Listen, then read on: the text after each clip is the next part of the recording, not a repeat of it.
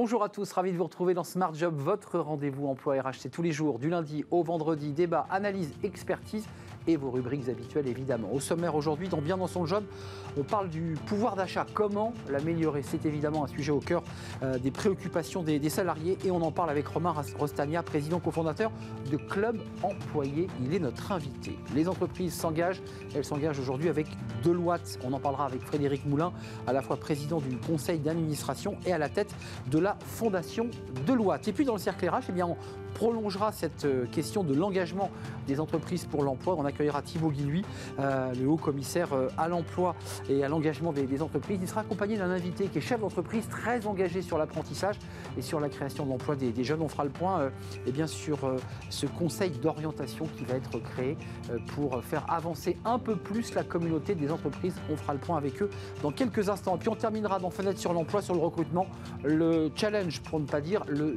défi. On en parlera avec Julien Breuil, directeur Relations Entreprises Groupe EDC Business School. Voilà le programme, tout de suite, c'est Bien dans son job.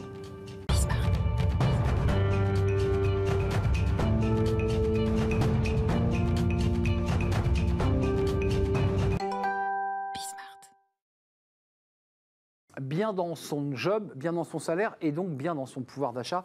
Le pouvoir d'achat qui est le sujet de préoccupation centrale avec un projet de loi en préparation, a-t-on entendu depuis quelques jours. On en parle avec Romain Rostagna. Bonjour Romain. Bonjour. Ravi de vous accueillir. Vous êtes déjà venu sur notre plateau il y a quelques mois, président cofondateur de Club Employé.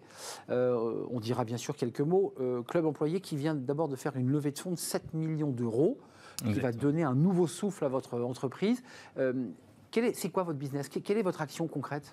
Nous, aujourd'hui, l'objectif, le cœur de métier de Club Employé, c'est d'accompagner les CSE dans la proposition d'avantages qu'ils vont accorder à leurs collaborateurs, à la fois pour améliorer le pouvoir d'achat de ces personnes-là, pour dynamiser la vie sociale en entreprise et faire que l'ensemble des personnes qui animent cette société et ces sociétés se sentent bien là où ils travaillent. Donc comité social et économique. Et économique, qui est le nouveau nom, puisqu'avant on appelait ça le CE. Exactement. Et on se souvient, quand on a été salarié, des délégués du personnel qui viennent avec le carton distribuer les chèques vacances, les cadeaux. C'est ça, hein, c'est aussi ça le rôle des délégués. Alors effectivement, on a un petit peu innové sur le produit pour répondre aux problématiques de télétravail, de sociétés multisites, où l'objectif c'est que le salarié qui bénéficie davantage par son CSE puisse n'importe où et à n'importe quel endroit en profiter.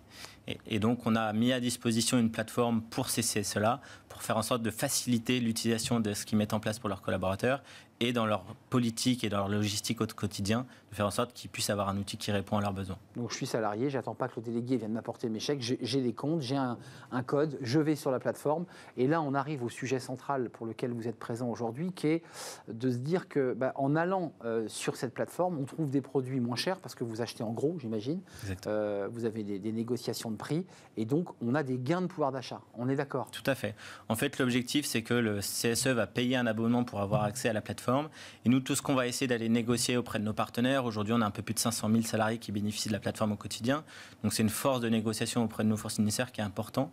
Et tout ce qu'on va réussir à aller négocier auprès de ces fournisseurs-là, c'est de les donner aux collaborateurs qui bénéficient de la plateforme pour faire en sorte que s'ils utilisent la plateforme régulièrement pour aller au cinéma, partir en voyage, acheter un magazine de presse ou acheter des bons cadeaux, ils puissent économiser potentiellement entre 1 000 et 1 500 euros par an en utilisant la plateforme régulièrement. Ça, c'est le chiffre que vous produisez, c'est-à-dire que grâce aux économies de prix qu'ils vont faire en allant acheter sur la plateforme, vous le dites, ça va des abonnements de la presse quotidienne ou de la presse magazine, ça va jusqu'où? Des voyages, tout est possible? Oui, on est devenu par exemple agence de voyage, donc avec Club Employé Voyage, vous pouvez partir en France ou à l'autre bout du monde en économisant 10, 15, 20% sur un voyage qui vous coûte 2 000 euros, ça fait rapidement des économies. Donc l'objectif, c'est vraiment de faire en sorte que, avec tout ce qu'on va négocier, l'enveloppe que le salarié va pouvoir négocier sur l'année lui permettre d'améliorer substantiellement son pouvoir d'achat. Alors ça, c'est un sujet de marque employeur parce que on voit que 60% des salariés expliquent qu'ils sont plus motivés au travail lorsqu'on prend en considération le bien-être physique et mental au bureau. Alors je ne sais pas si on peut le relier à cette étude Generali, mais le fait d'avoir une plateforme, le fait d'aller pouvoir faire des économies, pouvoir se faire plaisir aussi, parce qu'il y a une notion ludique, ça contribue quand même au bien-être mental. C'est toujours un petit plus. On ne remplace jamais la relation qu'on a avec son manager, avec sa direction, qui est le principal leitmotiv de motivation dans les entreprises. Mais vous apportez quelque chose en plus, donc c'est de la reconnaissance en plus. Et ça vient potentiellement pousser le salarié à s'investir un peu plus dans la société, à faire en sorte d'être productif au travail et d'avoir conscience que l'entreprise fait des choses pour elle. On va parler des petites entreprises, parce qu'il y a un vrai sujet là, des fameux CE qu'on appelle aujourd'hui les CSE, mais les petites boîtes en sont souvent exclues. Là, on parle de grosses entreprises, parce que vous avez 2500 entreprises clientes, 500 000 utilisateurs avec des très grosses boîtes. C'est de la marque employeur. Les entreprises communiquent aussi sur cet élément-là, ou c'est pas utilisé dans les négociations de recrutement? Si, alors ça fait depuis un petit moment maintenant qu'on retrouve le mot club employé dans les fiches de poste des entreprises. C'est une référence. C'est une référence, c'est un outil qui fidélise, comme un ticket resto. Je mets club employé dans ma société, je le valorise pour faire en sorte que ça attire des nouveaux candidats. Alors, on va parler de l'avenir, parce que Club Employé, c'est 7 millions d'euros de levée de fonds. Ça, c'est très récent et c'est la bonne nouvelle. En création d'emplois, c'est combien? Là, vous êtes un peu plus de 100 collaborateurs? On est un peu plus de 100. L'objectif, c'est de finir 2022 à 150, 160 collaborateurs. Donc, vous êtes la tête dans le recrutement, là? Exactement. On a une grosse équipe RH qui essaye de trouver les meilleurs talents pour répondre à nos problématiques de développement. On s'en sort plutôt bien, même si beaucoup d'entreprises cherchent à recruter en ce moment. On est dans un... C'est quoi les profils? Parce que c'est de la tech, là, quand même, beaucoup. C'est améliorer la plateforme. Exactement, c'est de la tech. Il faut aussi des commerciaux pour aller vendre le produit. Mais effectivement, sur ces deux pôles-là, on recrute beaucoup. Donc, à la fois des développeurs pour accompagner le développement du produit et faire en sorte de répondre et matcher vraiment aux besoins des entreprises pour fidéliser leurs collaborateurs. Parlons des petites entreprises, parce que les grandes entreprises, c'est vrai qu'elles sont... Bon, c'est des machines de guerre. Elles ont effectivement, que ça soit votre entreprise qui cartonne ou d'autres services, bon voilà, les salariés se servent. Ce n'est pas le cas dans les PME, et j'allais dire dans les boîtes de moins de 10 salariés ou des boîtes de 10 à 20 salariés. Ouais. Comment vous les touchez? Comment vous réussissez à les convaincre que c'est utile de le proposer? Et comment vous adaptez peut-être votre tarif? Parce que j'imagine que tout ça doit se négocier. Oui, tout à fait.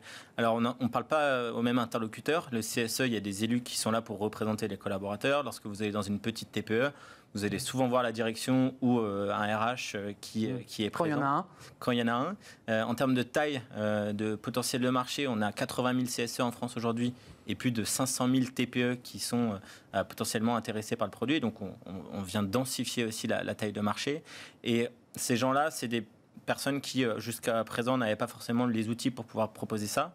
Donc, soit j'augmente les salaires, mais ça peut me coûter cher. Soit je mets en place une plateforme d'avantages pour mes 5-10 collaborateurs qui vont pouvoir bénéficier d'avantages qu'un grand groupe de 500-600 personnes peut mettre en place pour ses salariés. On ne fait pas de différenciation sur les offres, en tout cas. Vous proposez, je dirais, la même plateforme et la même qualité de service sur cette plateforme. On l'a vu tout à l'heure, des voyages, la presse et des dizaines d'autres choses.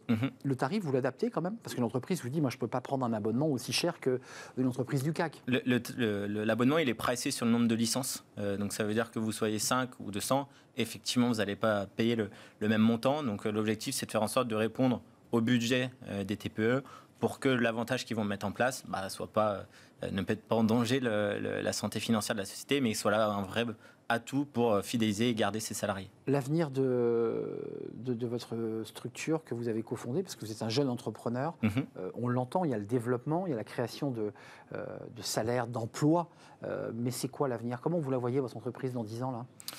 Alors peut-être pas à 10 ans, mais à 5 ans en tout cas, l'objectif c'est d'avoir environ 10 000 sociétés clientes, ce qui représentera un peu plus d'1 million de salariés. Vous êtes 2500 là. Sous gestion, exactement. Donc l'objectif c'est vraiment ça, faire en sorte qu'un maximum de salariés bénéficient de clubs employés pour améliorer leur pouvoir d'achat au quotidien, aider les sociétés dans la vie sociale. Quand on a 20 collaborateurs, organiser un voyage, un séminaire ou quelque chose comme ça, c'est pas forcément évident. Donc vraiment être là, la référence pour les entreprises sur la façon dont on va fidéliser ses collaborateurs, animer la société et tout en améliorant le pouvoir d'achat des collaborateurs au quotidien. Avant de nous quitter, parce que vous avez une plateforme, on a compris que c'était pour améliorer le pouvoir d'achat, ça on l'a entendu, mais en fait cette plateforme pourrait servir à toute autre chose. Est-ce que vous réfléchissez à l'utiliser aussi finalement pour développer d'autres services? Parce qu'après tout, vous le développez sous l'angle de voyage et de réduction, mais est-ce que vous avez déjà d'autres idées? Est-ce que vous êtes en train de vous projeter sur d'autres idées? On a d'autres produits en ligne de mire, toujours pour faire en sorte d'avoir des outils qui répondent aux besoins de nos clients. C'est surtout les remontées terrain qui nous motivent à innover sur tel ou tel produit, parce que c'est eux qui ont des besoins, c'est eux qui ont des idées aussi sur comment est-ce que je vais... Trop tôt pour vous en parler, ou vous avez déjà quelques pistes? On a le sujet de la partie B2B, c'est-à-dire faire en sorte que toutes les sociétés passent par nous pour créer des séminaires, des team building. Le fait d'être passé à Chance de Voyage aussi, ça nous permet de vous faire partir. Une société de 20 personnes qui veut partir à l'étranger, on est là pour les accompagner. Et vous allez jusqu'au bout, c'est pas que le voyage. Exactement. On fait tout pour que l'entreprise se retrouve avec ses collaborateurs et une vie sociale hyper impactante pour les salariés. Et puis vous allez chercher la valeur jusqu'au bout de la chaîne, quoi. Exactement. C'est intéressant. Merci Romain Rostagna, vous êtes le président cofondateur de Club Employé, plus de 100 collaborateurs, mais là vous allez passer à 150 peut-être, voire même doubler vos effectifs. Et puis vous vous présentez comme bien l'entreprise qui accompagne ou améliore le pouvoir d'achat des salariés, en tout cas à travers tous les clients que vous accompagnez sur cette fameuse plateforme. Merci de nous avoir... Merci beaucoup. Vous viendrez nous voir dans un an peut-être? Avec plaisir. Pour nous dire où vous en êtes de vos recrutements, de la manière dont vous avez fait évoluer votre entreprise. Merci d'avoir répondu à notre invitation. On passe aux entreprises qui s'engagent. Elles sont nombreuses et on va donner la parole tout de suite à Deloitte. Bon, on les appelle les Big Four. C'est un des Big Four. On en parle dans quelques instants.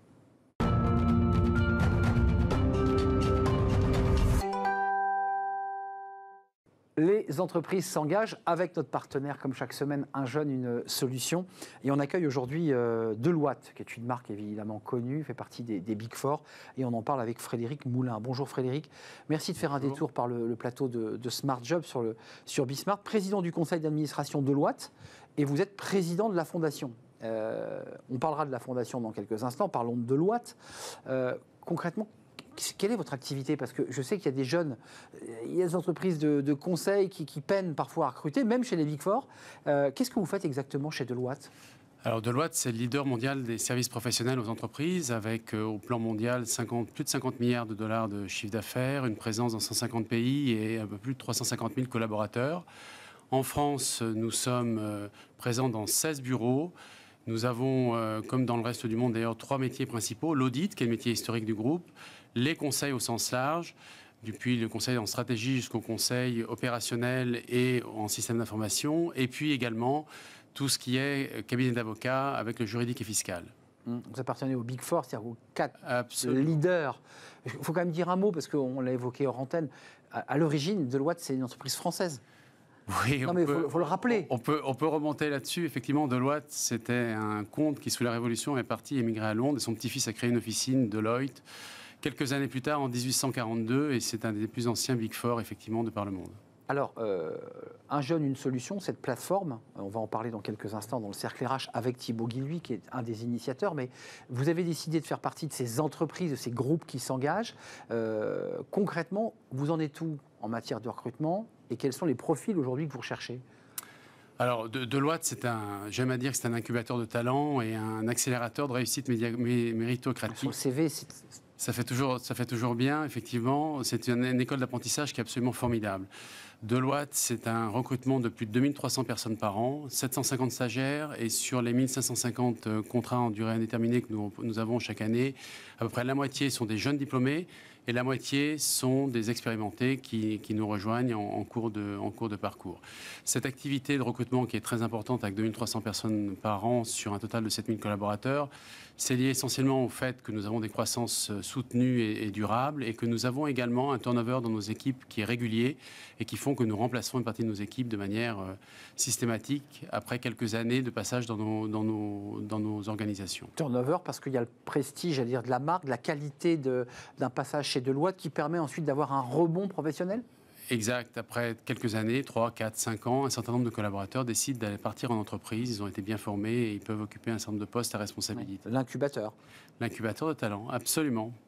Combien de recrutements là en vue et quels sont les profils que vous recherchez? Parce que c'est vrai qu'il y a des profils tech, il y a des profils de plus en plus complexes, il y a des batailles autour de talents, des juristes, des avocats spécialisés. Est-ce que c'est les profils que vous recherchez? Ce que nous recherchons, c'est tous les profils expérimentés ou débutants qui sont dans les écoles, pas non seulement les meilleures, mais les écoles de commerce, les écoles d'ingénieurs, les universités pour les jeunes diplômés. Et pour les expérimentés, ce sont des besoins qui dictent le sourcing de ces talents. C'est vrai qu'aujourd'hui, nous assistons à une guerre des talents importante, avec un certain nombre de batailles autour du fait de sourcer les meilleurs profils et arriver à les faire venir dans notre organisation. Malgré le prestige de votre marque, est-ce que, comme beaucoup d'autres, vous êtes parfois en difficulté de recrutement? Est-ce que c'est compliqué aujourd'hui, même chez Deloitte? Difficulté de recrutement, non. Par contre, capacité à avoir toujours un modèle qui est capable d'emmener nos collaborateurs le plus loin possible et de conserver les talents dont nous avons besoin, oui. La guerre des talents joue plus pour la rétention. Avant de parler de la Fondation, parce que vous en êtes le président, et c'est un objet aussi important d'engagement des collaborateurs, on va vraiment en parler, c'est une question rituelle dans cette rubrique. Qu'est-ce qui a fait que vous vous êtes engagé avec un jeune, une solution? Parce que c'est vrai qu'on se dit qu'après tout, par le prestige de la marque, par votre visibilité, il n'y avait peut-être pas besoin nécessairement de s'engager, et pourtant vous vous engagez. L'engagement, c'est un peu dans l'ADN de Deloitte. C'est quelque chose qui est né non seulement d'une volonté de la direction générale, mais surtout de la volonté au tournant des années 2000 des plus jeunes de s'investir dans des causes sociétales, dans le domaine de l'éducation notamment, qui est un des axes prioritaires de la Fondation, et de participer à un certain nombre d'actions.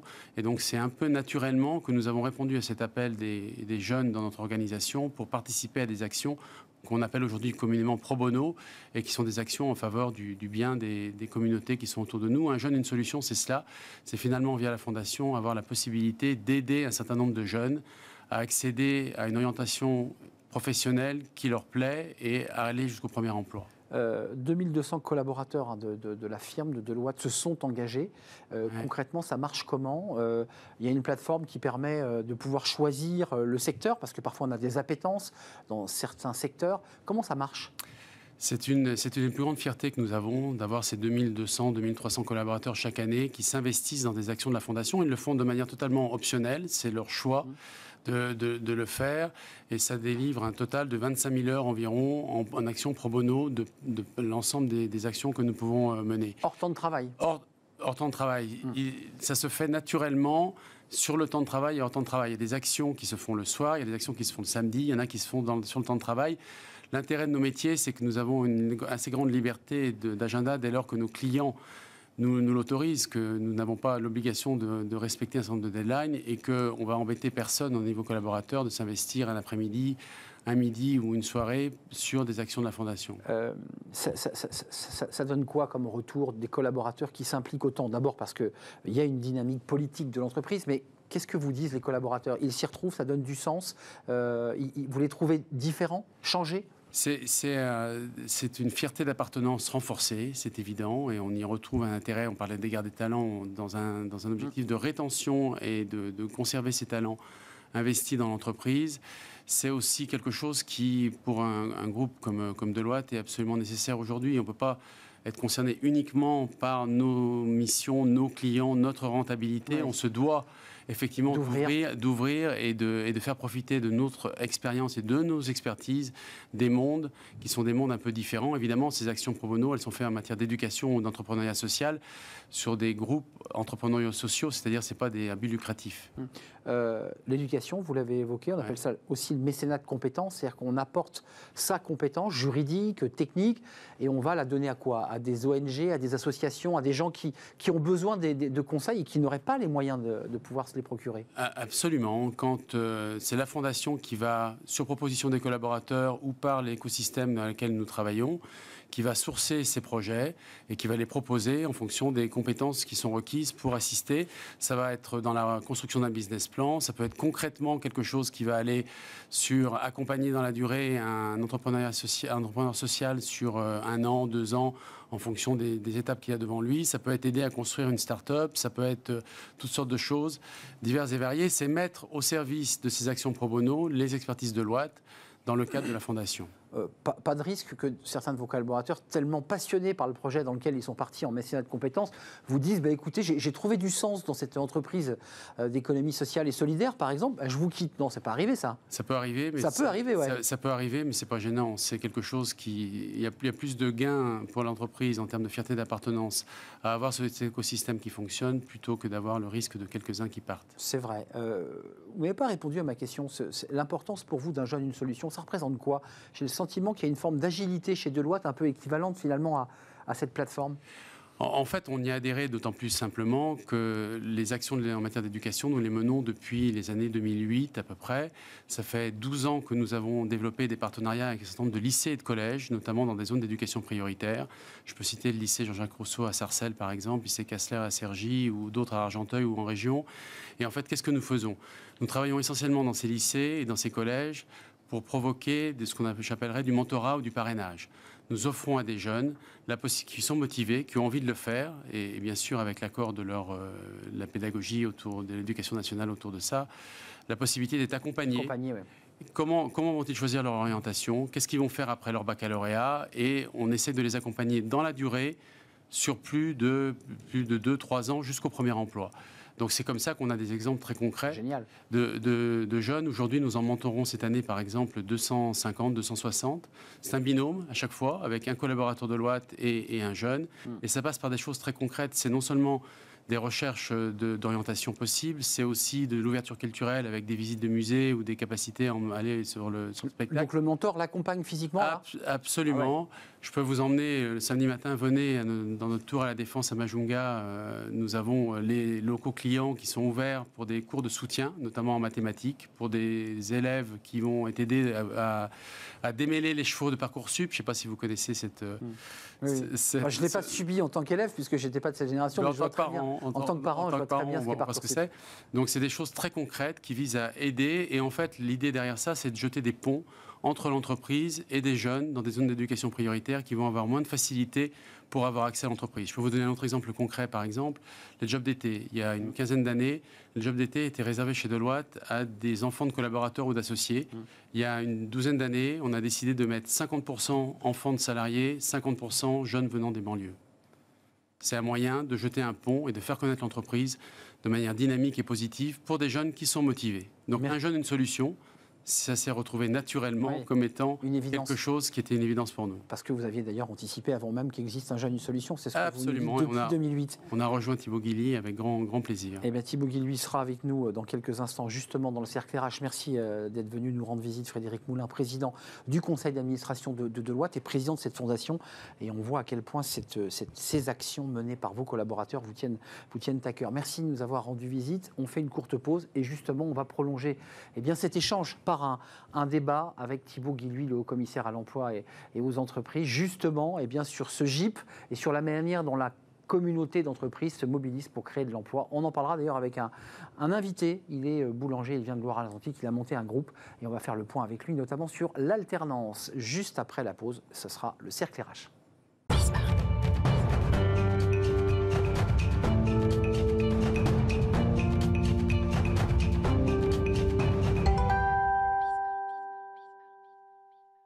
Le cercle RH, notre débat avec une émission spéciale, vous l'avez entendu en l'évoquant avec le président du conseil d'administration de Deloitte. On va poursuivre notre échange sur ces entreprises qui s'engagent et on va parler bien sûr de cette plateforme qui a cartonné Un jeune, une solution. On en parle avec un habitué de l'émission, il est là chaque mois avec nous et on partage évidemment des émissions de qualité. Thibaut Guilly, merci d'être là. Bonjour. Vous êtes haut-commissaire à l'emploi et à l'engagement des entreprises. On va revenir évidemment sur tout ce qui s'est fait. On reparlera du GIP. Il faudra nous réexpliquer, je pense qu'il faut faire beaucoup de pédagogie sur ce sujet, ce groupement d'intérêt public pour embarquer toutes les entreprises qui sont déjà engagées. Puis à vos côtés, vous venez toujours avec un invité ou une invitée. Un invité aujourd'hui, Frédéric Branjon. Merci d'être là. Vous êtes boulanger et dirigeant des boulangeries Branjon. C'est ça, bonjour. Bonjour, on est ravis. Vous venez de Loire-Atlantique ? Oui. Votre métier, c'est boulanger à l'origine ? Boulanger-pâtissier. Boulanger-pâtissier. On dit souvent que c'est deux métiers différents. Non, j'ai deux formations différentes. Ah, c'est ça, vous avez bien les deux formations. Exactement. Et puis quand même chef d'entreprise. Chef d'entreprise parce que vous êtes à la tête de très beaux établissements. Combien de salariés ? 40 collaborateurs, dont 20% qui sont en alternance. 20% qui sont en alternance. Et puis, je trouve que ce qui est intéressant, c'est que vous êtes complètement engagé dans la vie publique ou entrepreneuriale, parce que vous êtes engagé avec l'U2P 44 et puis dans d'autres mouvements. Pourquoi cet engagement d'abord, avant de donner la parole à Thibaut Guilluy? Pourquoi aller au-delà finalement de votre activité première qui est de vendre du très bon pain, des croissants et des très bons gâteaux? Je pense que c'est l'éducation aussi. J'ai toujours vu mes parents engagés dans des associations. Alors j'ai continué, puis directement dans l'association de la Fédération des boulangers, et voilà, et dans l'association aussi de mon territoire, de mes artisans commerçants de La Chapelle-sur-Erdre. Et je pense que c'est ces valeurs-là que je veux continuer. J'ai fait grandir mon entreprise pour me dégager du temps, justement, dans ces missions-là. Comme moi, je trouve qu'on n'est que de passage, alors il faut qu'on raconte nos histoires. Voilà, tout simplement. Et vous êtes venu la raconter sur le plateau avec nous. Thibaut Guilluy, c'est l'avant-dernière émission, parce qu'un jour ou l'autre, il faut qu'on parte en vacances, et puis les aventures parfois se terminent. Peut-être qu'elle va se poursuivre, d'ailleurs, j'espère, à la rentrée. Vous étiez venu nous parler de ce GIP qui était constitué. Rappelez-nous ce que c'est. Quelle est sa dynamique? Parce que vous allez aussi vous engager dans ce groupement d'intérêt public. À quoi il va servir? Quelle est sa finalité?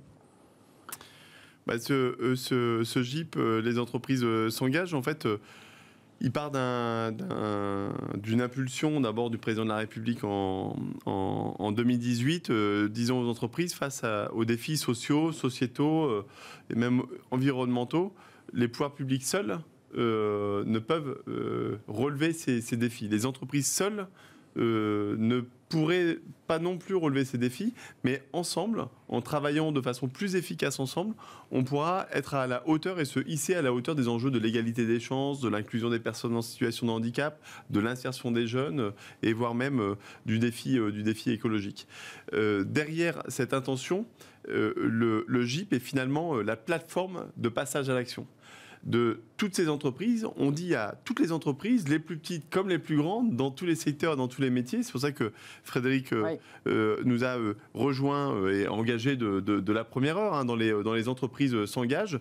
Mais on parle souvent, quand on parle d'engagement des entreprises, on va tout le temps retrouver les grandes entreprises, les grands groupes, etc.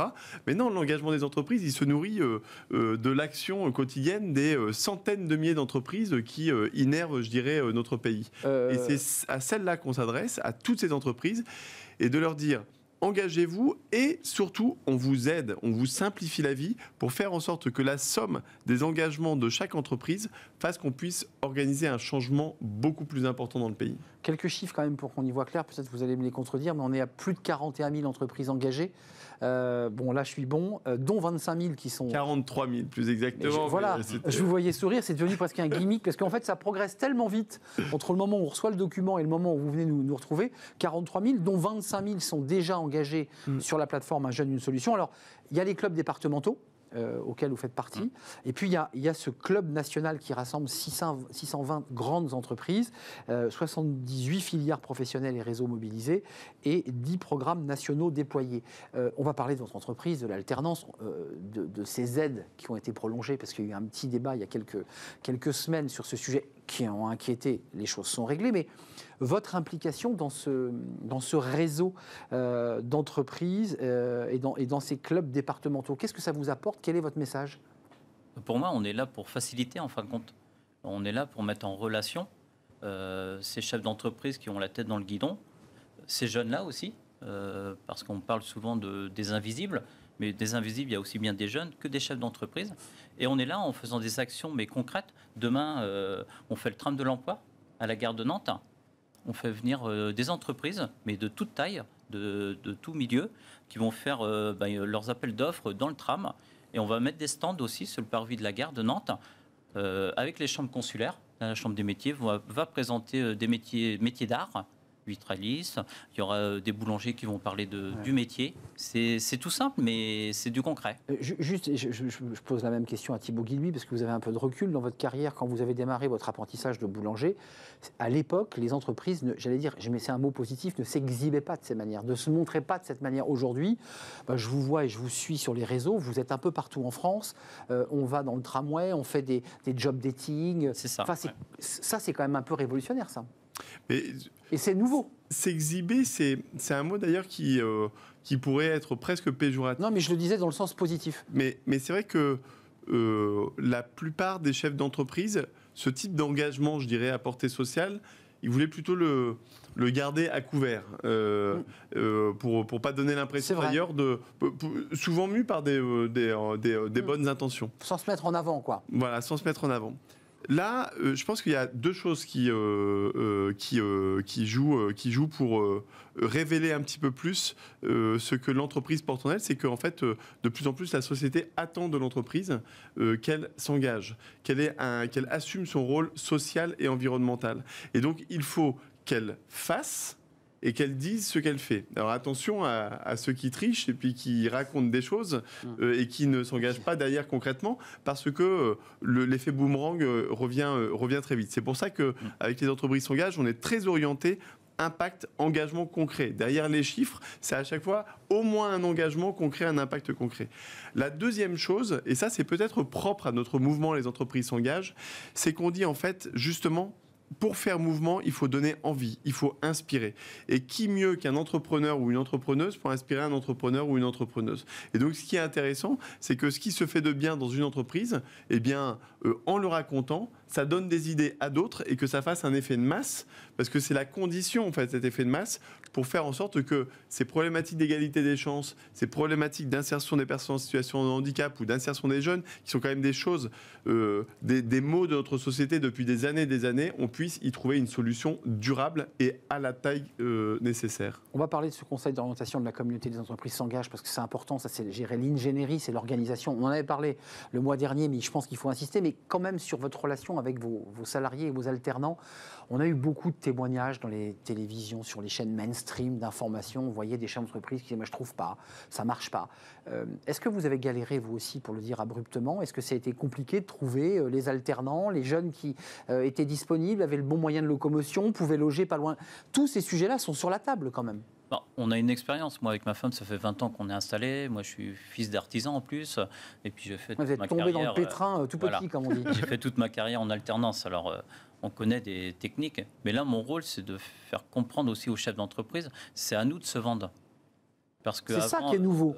C'est ça qui est nouveau. Que là, les parents, ils passent, ils font la tournée des popotes. Oui, c'est le club des sports, mais la version entreprise, quoi. Et là, c'est au chef d'entreprise de se vendre, de dire, tiens, on a du matériel, on a évolué sur le temps de travail, on a engagé aussi sur notre territoire, on donne pour les restos du cœur. C'est plein de petites choses qui donnent du sens. Et c'est là que le jeune, il a le déclic. Mais comme disait Thibault, il faut le faire savoir. Et ce qui manquait, c'était le faire savoir, en fait. Ouais, c'était d'assumer le fait que vous recherchiez un emploi, que vous tendiez la main à des jeunes. Le métier de boulanger, on se lève toujours à 3h du mat ou pas? Ou je dis encore une bêtise? Oui, on a des équipes maintenant, mais souvent, oui, c'est... Non, mais c'est une question qu'on vous pose. Les parents vous disent, est-ce que mon fils a 15 ans, il va se lever à 3h30 du matin Non, en apprentissage, on commence souvent à 6h, 6-7h du matin. Non, mais c'est bien de l'entendre. Oui. Et c'est vrai que vous avez raison, parce qu'ils ont une mauvaise idée du métier. Mais tous nos métiers, je vais parler plus large de l'artisanat, ont évolué en fin de compte. Et c'est là qu'il faut qu'on arrive à faire voir encore plus avec des capsules vidéo pour rentrer dans les collèges, pour faire voir que nos métiers ont évolué. Il y a chez vous quand même, et je pense que Thibault Guilluy va prolonger ce que je vais dire, mais il y a quand même ce désir de valoriser les métiers manuels, le travail manuel, qui a trop longtemps été dévalorisé. Oui.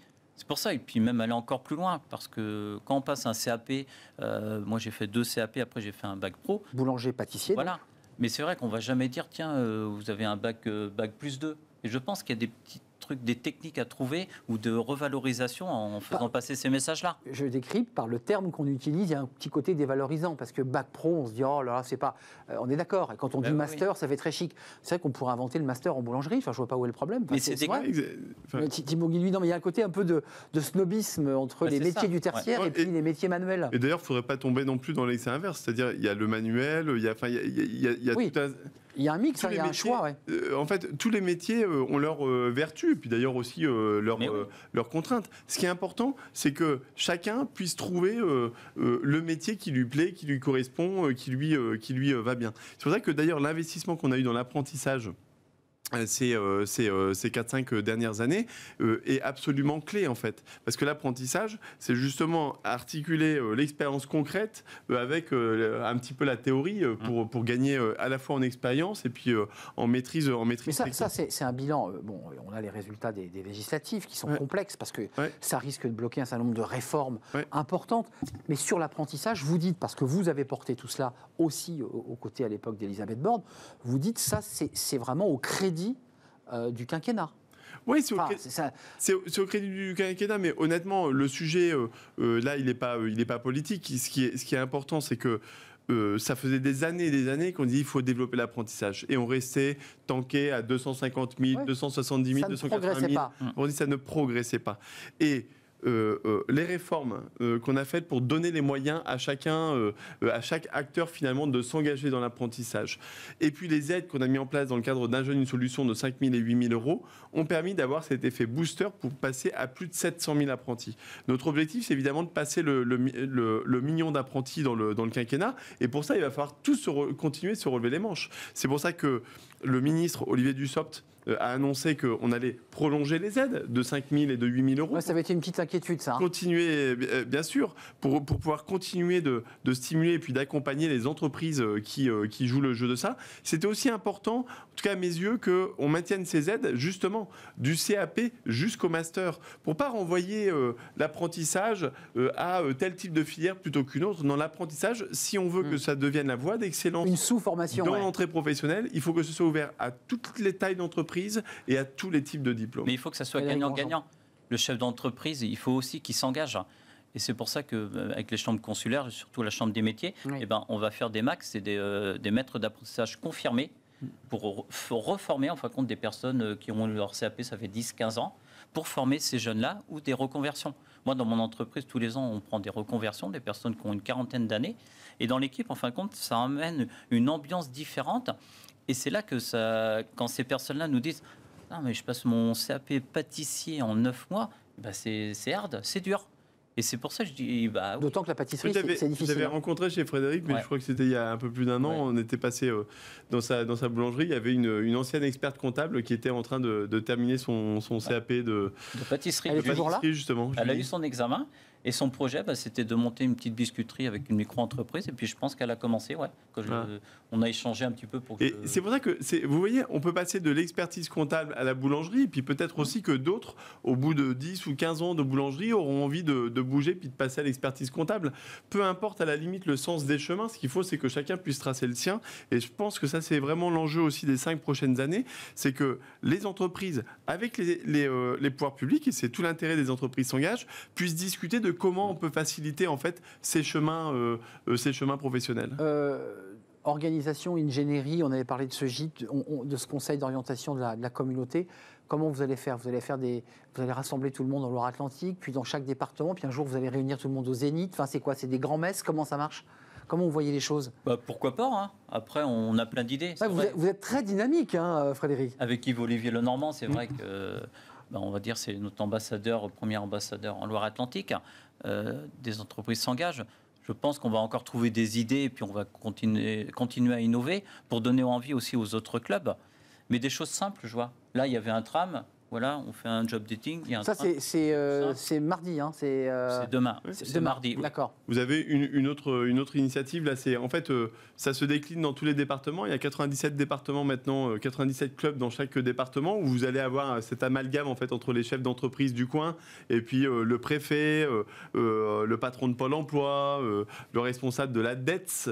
Voilà. Et on va apprendre déjà à travailler ensemble, à avancer main dans la main. Et ensuite, c'est des actions très concrètes. Là, on a parlé de l'apprentissage, de comment on va aider à l'apprentissage, comment on va aider à trouver des candidats.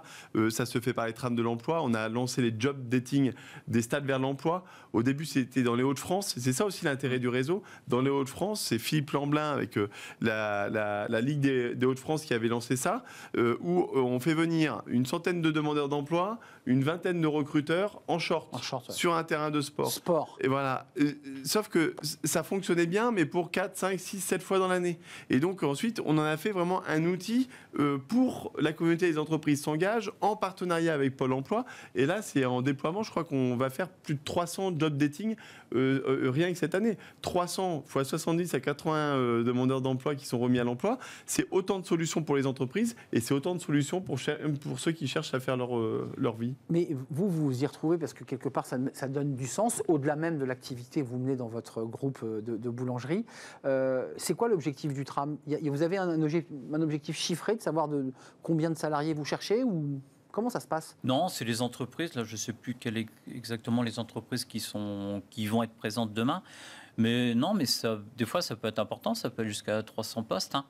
On a fait des fois, avant un match de volley, on a fait un job dating juste avant le match. Et puis comme ça, après, on finit avec le match. Mais ça permet d'avoir tous les réseaux. Ouais, pour être concret, je veux dire, le chef d'entreprise, il n'a quand même pas le carnet avec la photocopieuse pour faire. Non, je veux dire, l'embauche ne se fait pas quand même dans la salle de volley. Ah mais, non, mais là, dans le tram de l'emploi, là, c'est la deuxième concret, édition, là.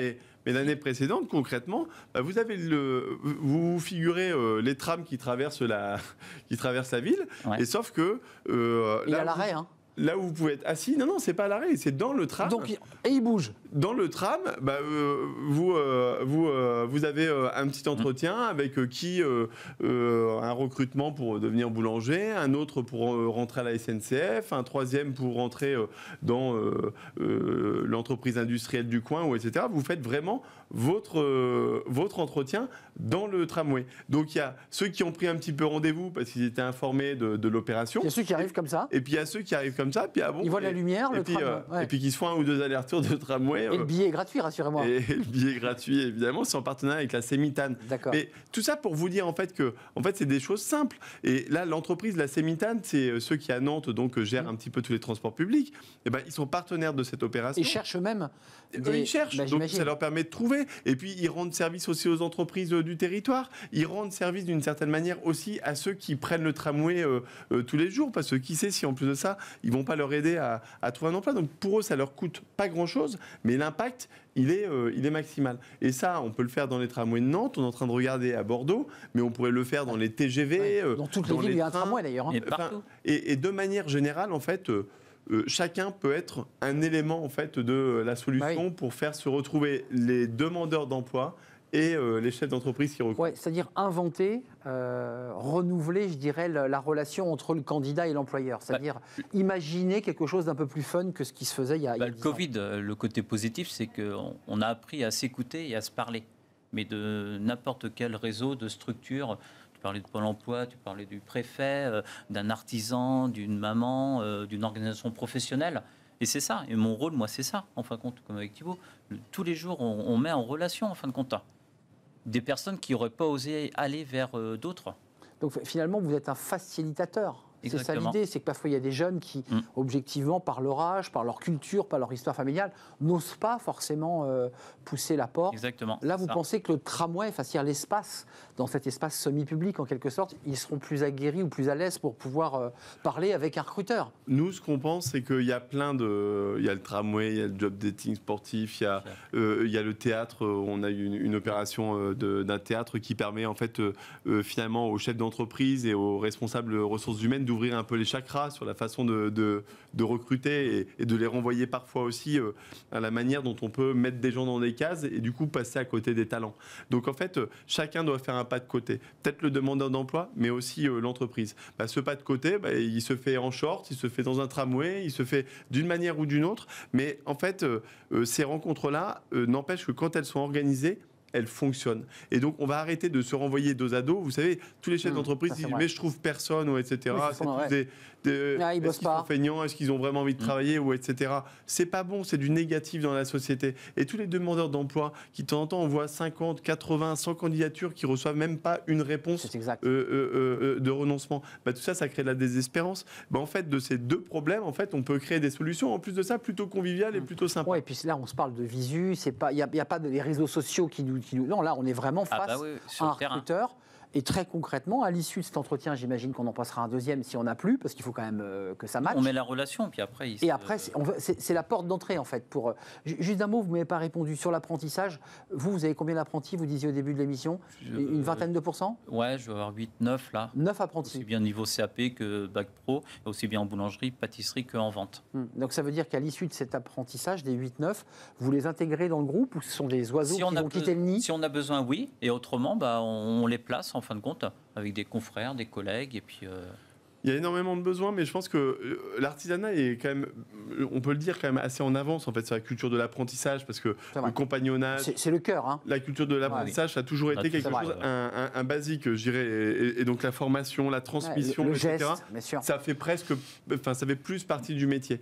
Et c'est ce qu'on est en train de diffuser finalement dans toutes les entreprises, dans tous les secteurs, etc. En déployant l'apprentissage dans le tertiaire, dans tous les autres métiers. On pourra aller encore plus loin. Moi, je parle beaucoup de parcours de jeunes. Je vois mon fils, il a fait partie de l'outil en main. Je ne sais pas si vous connaissez l'outil en main. C'est une découverte pour les jeunes de 9 à 14 ans des métiers de l'artisanat et du patrimoine. Et il y a un adulte avec un enfant, et au lieu d'aller le mercredi après-midi au foot, ils ont 30 mercredis comme ça. Donc, qu'est-ce qu'il a appris ? Qu'est-ce qu'il a appris, par exemple, votre fils ? Il fait aussi bien de la menuiserie, du carreleur, maçonnerie, électricité, fleuriste, coiffeur, et puis tous les même métiers manuels, en fait. Ouais. Et puis là, il a eu son diplôme, il a ramené ses œuvres et... Oui, exactement, l'œuvre des compagnons. Ouais. Le carrelage, ça a été tout bête. Ils ont fait de la mosaïque avec du carrelage. Ils ont fait une tête de cheval. Ils ont appris à faire les joints, tout ça, et c'était. Ils ont coupé, ils ont taillé, c'est génial. Et puis parce que en troisième, je pense, c'est trop tard. C'est déjà trop tard. C'est déjà trop tard. Ça fait partie des engagements des entreprises s'engagent, c'est-à-dire et des priorités qu'on va avoir sur l'orientation. On travaille beaucoup dessus. Comment connecter en fait l'entreprise au monde éducatif, à l'école, à l'université. Même comment repenser le système, non ? Oui, repenser le système, ou en tout cas contribuer à faire en sorte que ces connexions se fassent et ne fonctionnent pas en silo, et que ce soit très concret, et que effectivement maternelle, primaire, collège, à tous les âges, il y a des opportunités à pouvoir découvrir qui a un métier, avoir des rôles modèles là-dessus. Pour ça, il faut faire les connexions, et c'est tout le sens des entreprises s'engagent, de faciliter ces connexions-là. Ils ont quel âge, vos plus jeunes apprentis ? Puisqu'il y avait le débat de maintenir ou pas les aides. Vous avez eu confirmation que les aides allaient être maintenues, 5 000 et 8 000, vous l'évoquiez. Ils ont quel âge, les plus jeunes ? Nous, c'est après la troisième. Donc 15 ans, ouais. 15 ans. 15 ans, ouais. Voilà. Et vous vous souvenez, de vos premiers pas en apprentissage, vous aviez quel âge ? Moi, j'avais 16 ans. 16 ans. Ouais, le 4 juillet 94. 4 juillet, donc c'était là vous allez fêter les 40 ans. Oui, c'est une date qui marque. Donc pour celui qui décide de prendre un jeune en apprentissage. Premier jour où on rentre chez le patron, quoi. Ouais, mais le patron ou le chef d'entreprise, il a la possibilité de marquer la vie d'un jeune, en lui donnant vraiment, en le mettant le pied à l'étrier. Il y a eu les concours après. Ouais. Même les meilleurs apprentis de France. Moi, j'ai été médaillé d'or en fin de compte en Loire-Atlantique. Et tout ça, c'est quand on voit, quand on a cette remise-là au département, c'est là que ça tresse. Et puis mon engagement de maintenant, c'est tout ça en fin de compte qui revient en se disant il faut que je redonne aussi. Et malgré toutes les activités que vous faites, parce qu'on voit que vous êtes très occupé, il y a le tramway, il y a tout ce que vous faites avec le GIP, il y a l'engagement à la Chambre des métiers de la CCI. Vous sauriez faire autre chose que boulanger ? On va dire, entre nous, c'est ma crise de la quarantaine. C'est ça. J'ai 44 ans. Vous avez envie de franchir une nouvelle étape dans votre vie aussi, vous. Ouais, voilà, c'est ça. Et puis de redonner, en fin de compte. Moi, ce qui me fait plaisir en ce moment, c'est de faire grandir mes collaborateurs. Les accompagner et de faire en sorte que les professionnels, ce soient des professionnels de bon niveau quand ils vont réintégrer une boulangerie, parce que vous n'avez pas gardé les 9 apprentis, j'imagine. Non. Et puis même mes collaborateurs, si je suis là, c'est grâce à eux. Et puis c'est ça qu'il faut faire passer comme message. Un tout dernier mot. Vous en tirez une fierté de cette réussite d'un jeune, une solution, puisqu'on arrive bientôt à notre presque dernière émission. Est-ce qu'il y a quand même une fierté de se dire, après tout, vous l'évoquiez, on était à 250 000, on a quand même réussi notre pari de faire venir des jeunes dans les métiers de l'artisanat, et pas seulement, dans le tertiaire aussi. Ouais, c'est pas vraiment la fierté qui m'anime sur un jeune, une solution, mais en tout cas, on peut constater qu'en 2 ans, alors que la période était quand même assez rude, On a pu faire passer le chômage des jeunes de 25 à 15%, donc dire finalement il n'y a pas de fatalité.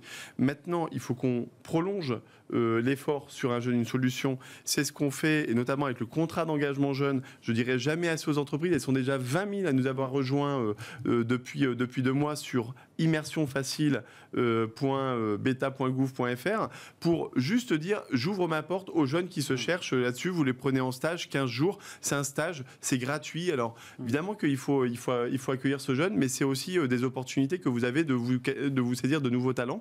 Donc ça, qu'on continue l'engagement jusqu'à ce qu'il n'y ait plus un jeune qui soit sur le carreau. Et puis sauver des jeunes aussi, parfois de la galère. Et puis deuxième point d'un jeune, une solution, c'est la démonstration finalement que quand on s'y met ensemble, quand on ne s'oppose pas, mais que les pouvoirs publics et les entreprises, quelle que soit la taille, se mettent ensemble pour pouvoir adresser un problème de société, on peut y arriver. Ce qui est vrai sur les jeunes, on va continuer de le faire, ça reste notre priorité. Je sens que vous vers les seniors. Dans les années qui viennent, oui. Mais on va s'attaquer aussi à la question des seniors. Oui. Et donc, ça là-dessus, on lance un petit peu des réflexions et des travaux pratiques pour mettre en place des programmes dans les mois qui viennent. Les deux bouts de la chaîne. Pour faire en sorte que les seniors qui sont moins touchés par le chômage, mais par contre, quand ils le sont beaucoup plus durablement. Il faut mettre fin à cette fatalité-là.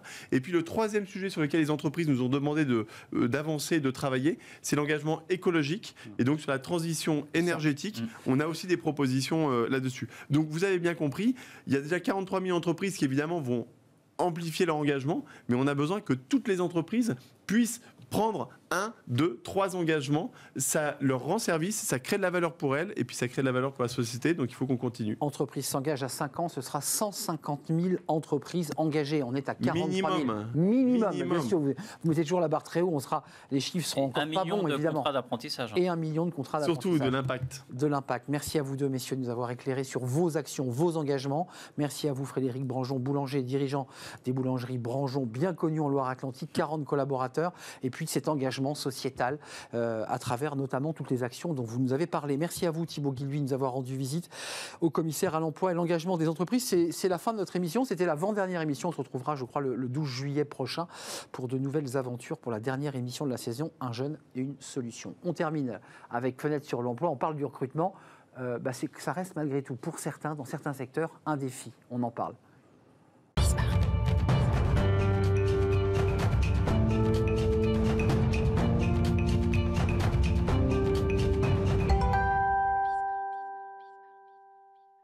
Et on termine notre émission avec Fenêtre sur l'emploi. On parle recrutement. Alors, on va peut-être faire un petit pas de côté avec ce qu'on vient d'entendre dans ce débat avec Thibaut Guilluy, où c'est vrai que l'apprentissage se porte bien. On en parle avec Julien Breuil, directeur relations entreprises groupe EDC Business School. Bonjour Julien, ravi de vous accueillir. Recrutement, le challenge impossible, avec un point d'interrogation quand même. Bien sûr. C'est si difficile que ça que de recruter à travers les chiffres, à travers vos chiffres? Alors, ça reste difficile. Alors, je pense que on a quelques chiffres pour le montrer, on le voit aussi dans les médias, il y a beaucoup d'entreprises qui effectivement émettent des difficultés de recrutement, que ce soit sur des postes de cadre ou des postes de non-cadre. Il suffit de voir la restauration notamment, le tourisme, puisqu'on annonce aussi de grosses difficultés notamment dans les aéroports. Bon, il y a 2 chiffres qui montrent cela, c'est qu'effectivement le premier, c'est 50% des entreprises qui considèrent que les recrutements sont compliqués. Oui. Ça, c'est pour les cadres. Donc on est à plus 13 points par rapport à la dernière vague. On est à 58% pour l'ensemble de la population. Alors ce 58%, c'est là où on intègre justement tous les recrutements qui sont liés au service à la personne, au tourisme. Qui fait donc baisser évidemment. Qui fait donc encore plus. Alors augmenter les difficultés de recrutement ou baisser, entre guillemets, la possibilité de recruter. Et in fine, un chiffre le montre très bien, en tout cas pour les recrutements de cadres. C'est effectivement le temps moyen pour recruter qui s'allonge, puisqu'on passe à 11 semaines. En gros, pratiquement 3 mois. Je cherche un poste, je mets 11 semaines à trouver la perle rare. Exactement. Entre le profil, si on va un petit peu plus loin, qui va se présenter en entretien, va éventuellement négocier et in fine qui va refuser. Alors, oui, parce que les 11 semaines, ça n'implique pas forcément qu'on ait au bout une réussite. Ça peut être aussi quelqu'un qui dit non. Alors normalement, on est à la fin. C'est-à-dire qu'on l'a recruté, il a donné son accord. Après, on voit très bien aujourd'hui dans les dynamiques actuelles, par rapport à des candidats qui sont excessivement demandés, des personnes qui arrivent, qui font effectivement leur période d'essai ou qui commencent à faire leur période d'essai. Et puis effectivement, si ça ne correspond pas, peuvent éventuellement repartir vers d'autres horizons. Alors, les raisons sont multifactorielles. Clairement.